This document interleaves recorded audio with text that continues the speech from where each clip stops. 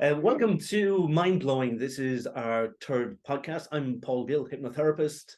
And I'm Siobhan Leijen, trauma therapist. We're delighted to have you guys here today, and we hope we're getting better at this stuff, guys. And we are. We're learning as we go. We're getting there. The thing is that we know what we want to talk about, and that's the important thing. As I said, that's the meat in the sandwich. And what we want to talk about today is association. We make associations with everything. Yeah. Habits in particular. I help a lot of people, whether it's giving up cigarettes or excessive drinking, or even eating around kind of foods, weight loss.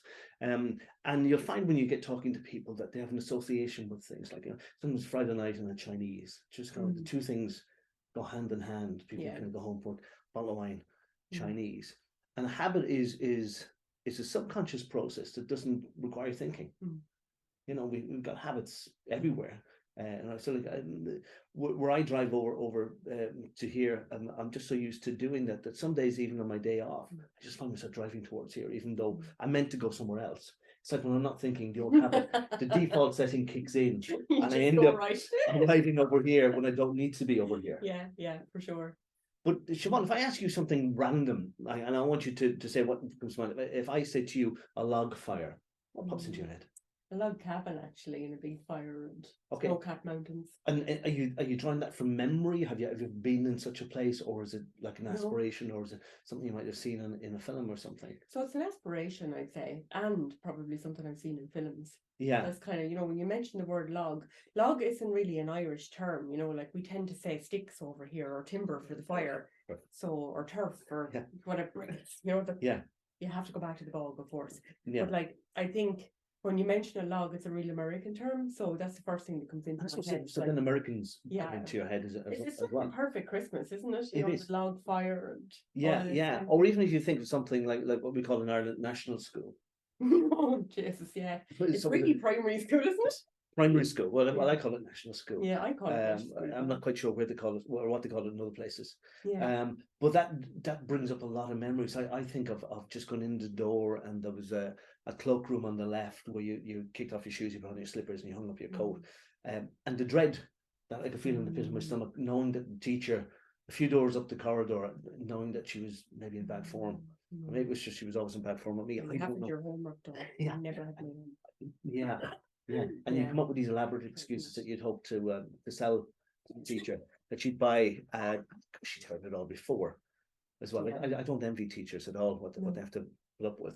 So we make these associations all the time, and these associations are running in our minds, and our associations are just ours. They're not necessarily accurate or true. So an example like I say to people is that if you're walking across a car park that's just out here, and a figure comes towards you, it's a man, he's his head down, he's a hoodie, and you can't see his face, and he's walking towards you.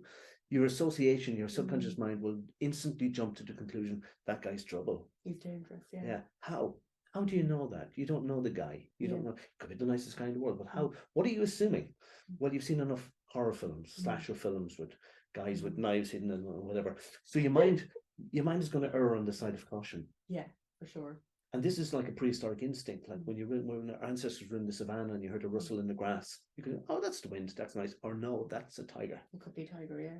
I need to get the hell out of here. So these associations, I find, with people who are continuously anxious, it doesn't occur to them that maybe there's a reason they're anxious. And they could be anxious for something that's happening currently in their lives, definitely. But that anxiety is also linked back to something that's gone before. I mean, this can go as far back as the womb. Research has shown for many years now that, even the baby in the womb is starting to develop stress responses, to the world that it's about to be born into. And I think this is really interesting piece of research to see it, and to see how it unfolds then in the human, and up until age 4, then it's conditioning. We talked a little bit about that last week, about how our conditioning as children as well shapes the adults that we're going to become, and what kind of nurturing we get or don't get as children. So then you have this genetic piece that begins in the womb, like, as well, where change is already happening. Oh, become pre-programmed. That stress response is there. Yeah. Build up a cortisol. How much of this stuff are we going to need, like, to get through life, Yeah, when I was studying hypnotherapy, I remember coming across a piece of information. I was talking about asthma Yeah. And the way that there can be a psychosomatic element to asthma. It's not just purely a physiological thing. And the tutor was saying that there's a type of asthma that people can develop in their teenage years. When they hit puberty and all the stress and the changes, and I saw that in my own daughter, and he said, if for example, a child's first experience of life is where the umbilical cord is wrapped around their neck, the first experience in life is talking, I can't breathe, feeling a stress thing. So with my daughter, the umbilical cord was wrapped around her neck twice. So even though the doctors on around once, when went to take her out, oh God, it's still not. So her first experience, and she developed an asthma condition when she was going into her teens. And you will find that the people who've got regular asthma too, when they get stressed, it brings it on. It makes it worse. And is it an allergy to dust? It can be. It can be a physical. It can be a physical thing. It can, and I'm not a doctor, but yes, most I would say that a lot of physical, a lot of ailments have a psychosomatic element. Yeah. And the mind affects the body all the time. Yes. Remember when you were a kid, maybe Halloween in a dark room, and there's a group of people around, and there's somebody with a candle or a flashlight under their face, and they're looking real sinister, and they start telling a ghost story. What happens? You get goosebumps, the hair stands up on the back of your neck. It's not as if the room suddenly got cold, but your body's having a physical reaction to a psychological stimulus. Happens 24/7, whether you know it or not. So anxiety, whatever the symptoms you feel, always have a psychological connection, and this has to be to your past, because that's all we have. It's like that's all of the story of our lives that we have so far. We try to think into the future, but the future is not written yet. So if you want to find the root cause of the problem, it's obviously something in the past. So I know a lot of therapies, you can't keep going back to the past, and you don't need to be stuck in the past, but sometimes you need to dip back into it to understand, I've come from there, I've come through that, that's why I am the way that I am. I think that's what's really important in therapy as well, for people to kind of understand what is going on for you, what has happened in your past, and what's going to help you get better, and I think that's our job as therapists, really, is to help people recover from their past, because it's not that everybody's past is all bad, and I think that's where we get caught up, isn't it? Nobody's had a perfect upbringing. Nobody's had a perfect I would be very suspicious if anybody said it to me and said, or maybe it's just the people we know. I've heard it though. I've heard people say I had a great upbringing, and fine. So what are they doing sitting in your clinic? That's such a good point. So what brought you here? Because I'm happy. No, there's all kinds of, and you can be the best parent in the world and you still make mistakes. Oh yeah. I have royally fucked up my kids. There's no doubt about it. In some ways, not in all ways, of course, but you're always going to make mistakes. Not out of malice, but just out of learning. I was going to say there's no handbook, but there is actually handbooks now to teach you how to be a parent, but there certainly wasn't when I started. Went on all of those courses when my children were small. The Triple P program, absolutely fantastic. For anybody that hasn't gone on that and you have children, I would highly recommend it. It was absolutely brilliant.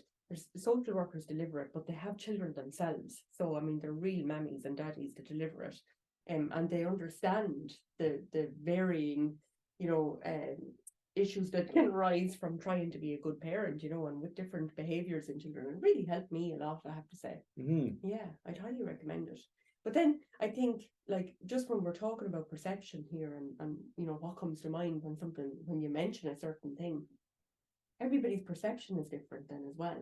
So I know, last week we touched then as well on siblings and families, and what one of my daughters might say, oh well, this was great, but that was crap, and then the other one might say, no, I had complete opposite experience of that. And that's why I suppose when I'm working with children then in therapy, I would often find out, well, who do you get along better with? Do you get along better with mum or dad?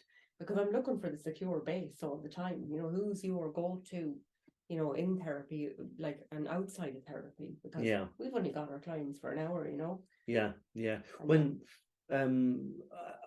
you could have an identical twin that went through the identical same things that you went through, and yet she'll process it differently. Yeah. So, you know, if you've been through a trauma, bad and all the trauma has been, it's the way you've been thinking about it since. Yeah. So even identical twins will think about things differently. Yeah.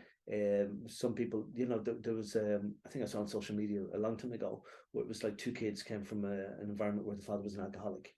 One of them became an alcoholic and the other one a teetotaler. Oh yeah. The two different reactions. Super successful. Yeah. Even though they were exposed to the same stimulus, for a better word. Yeah.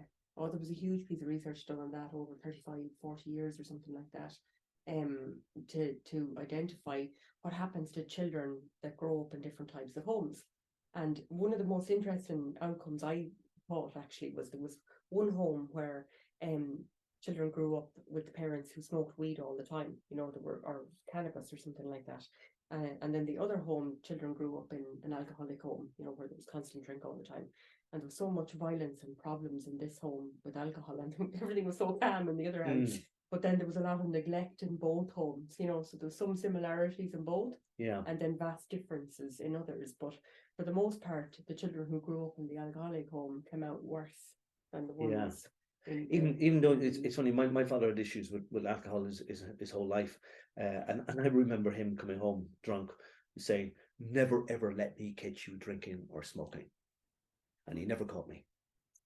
Well done, Paul. But I couldn't wait to start, because I thought that's what a man was supposed to do. Yeah. You know, kids do copy your behaviors. Yeah. Not what you say. Yeah. They'll do what you do. Yeah, and like the best life learning is through your own experience. So you learn why there's a reason why you shouldn't excessively drink or smoke. Yeah. through bad experience. Negative consequences.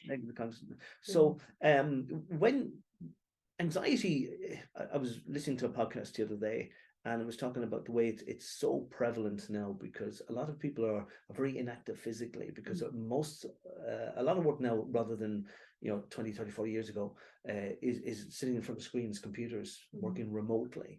Like when I was growing up, most work was physical.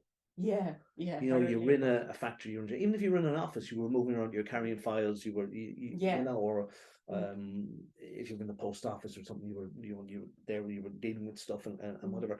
But we have this fight or flight thing built into us, and it needs to be expressed.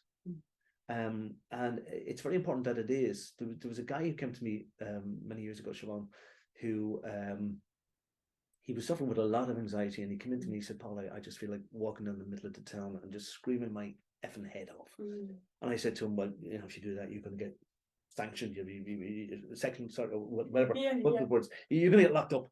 And I said to him, and if you're not from Ireland, you mightn't be familiar with the Gaelic Athletic Association, GAA, but it's our top sport in this country, and it's very different from rugby or soccer. And I said to him, would you go to a GAA match? And the guy said, "No, I've no interest in it." And I said, "Would you go to a GAA match?" He said, "No." And I said, "Go to a GAA match." And he did. Very congruent. And he came back the next week. And I said, "How are you going?" He said, "It was amazing." He said, "I don't even know who was playing." But he said, for the 70 minutes of the match, he said, I was there in a crowd of people. He said, I was effing and blinding at the ref, people, supporters of the opposition across the field. He said, I was getting backslapped by people on my side or whatever. He said, I met loads of new friends. I just roared my head off for the whole 70 minutes. And it was normal behavior. Acceptable. And he got it out. And this is why physical activity, whether you're involved in actually playing a sport yourself, because you're running, twisting, turning, shouting, your adrenaline is going, it allows you to express. Take the lid off the kettle, the boiling kettle. Yeah. Or whether you're a supporter and you're there, you're shouting. It's vitally important. So, like when I ask people, like especially some of the young people, like, what's your hobbies or interests? Sometimes they'll go, my phone. What? It's not an activity. Is it? No. It's what's on it though. It's the content. That's what they're talking about. It's the TikTok, the YouTube, the Snapchat. You know, keeping up their Snapchat score. It's like for somebody who goes to a football match, they're checking on the scores of all the teams to see who's going to be relegated this season or not, or going to pass when they get in. Yeah. They're following people on Snapchat and TikTok and all that, and seeing, well, how's my stats score today? Like, yeah. And when you're and so we're going to talk about this in a later podcast about habits. Some people's habit first thing in the morning or last thing is check the phone. Yes, so bad. I'm trying to change that myself at the moment, Paul. Leave your phone out of the room. Yes, it needs to go. Yeah. Yeah, because they look ahead first thing. Yeah, and people become so dependent. I had a client many years ago too who he was involved in the undertaking business, and he was addicted to his phone. He'd bring it everywhere, and I said, "Why? Why do you need to bring your phone everywhere?" He said, "Well, somebody might be looking for me in an emergency." I said, "It's not an emergency. They're already dead if they're ringing you." And bad and all as it is, it's not an absolute emergency, but he convinced himself that it was. Yeah. And a very important piece of the jigsaw when somebody has passed away, that the undertaker moves in and takes over everything and looks after things. Some people are not saying. But many years ago, and I suppose I'm showing my age now, that you survived without a phone. If you wanted to meet somebody, you'd write to them 2 weeks in advance and say, "I'll meet you at such and such a place at such a time." Yeah. And if they didn't show up, you didn't know why until you got a letter from them 2 weeks after.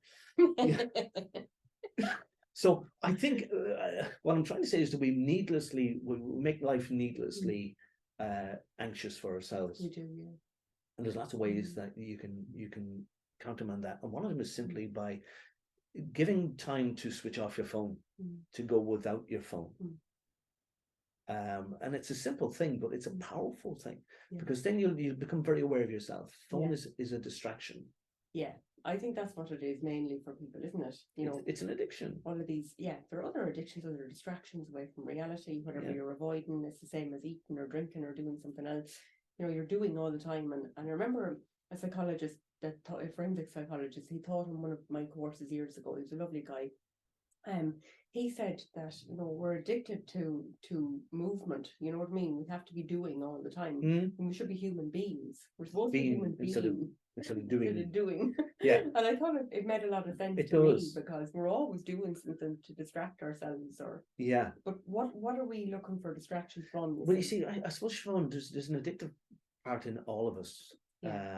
I think if we're honest, we're all addicted to something. Yeah, definitely. Whether it's binge watching, you know, something on Netflix, or, you know, it can be anything. And addictions aren't necessarily a bad thing. I mean, I know somebody who's addicted to training, to running, exercising.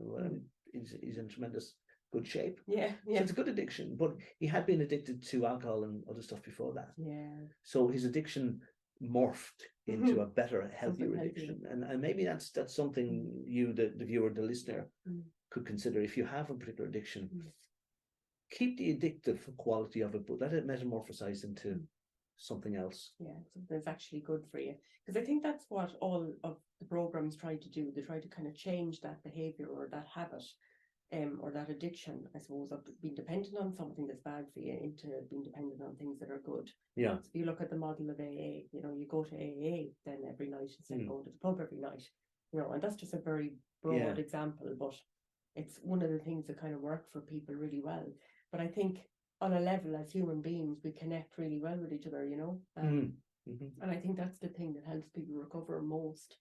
Whereas if you're out running, you know, and you're out running with people, you know, the unity of all of that, it's like when people get together in a room and they meditate together, the power of that is immense. You know, it creates healing and all sorts of things. Yeah. And I suppose it works different from males than females. You know, the old story, probably. Like if two guys went to a pub and they both sat at the bar side by side all night, didn't talk to each other, maybe had a little bit of interaction with the barman, they go home and their respective spouse said, "Oh, it's kind of like, oh, great night." But if two women did the same thing, it'd be a disaster. Men can be in each other's company and not speak. Oh, yeah. It's been in the company of it. And this is like, you know, even at football matches or things, clubs, societies, where we're a member, that gives us the connection. Whereas women need the chatty, the verbal thing a whole lot more. Yeah. And it's just a difference in the sexes. There's nothing right or wrong about either. We get deeper into things as well, you know, more quickly, I think. You know, where men are just more reserved that way, I think. Yeah, we think in our heads. We talk in our heads. We could be looking at the window or head stuck in a paper, and we're talking in our heads. We're talking anyways. We're gonna have to wrap this up. We've come to the end. Once again, if there's anything you'd like us to talk about, drop it in a note underneath. Like us and subscribe us. We really want to get a bit of traction on that. Thumbs up, yeah, for sure. And if there's anything that comes up for you during this podcast, do feel free to reach out to us or any other professional in the area. And thanks a million for listening. Thank you. See you all again.